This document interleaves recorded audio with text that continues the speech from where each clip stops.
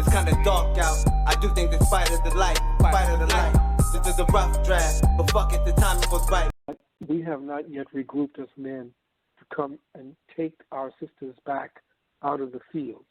They've been put out into the fields, taken out the homes and thrown out there in the fields, and they're now working.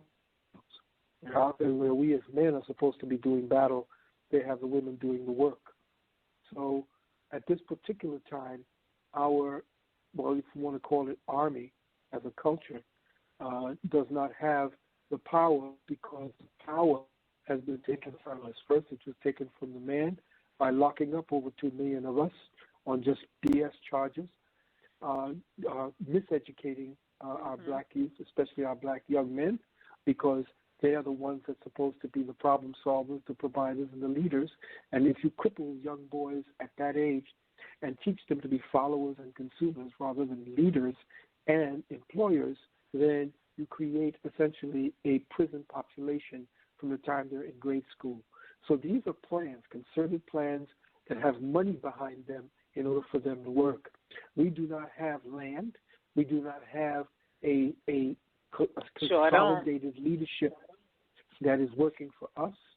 They have taken all of our most brilliant and put them into these houses in these schools that they call them fraternities. They go into these fraternities and these where they have gifted young black men and women, and they take them to conscript them into that feminist army in the workplace. So yes, I feel you, brother. But what I would say is, if you do have a circle of sisters and brothers who are willing to work together, it starts with just 2. It starts with just 1. And you see what happened when Marcus Garvey came and started to speak about what he spoke about. And by the time he was done, he had ships, hotels, taxi cab accommodations, interpolitical, press, international political, newspaper press, everything. And that particular formula can still work.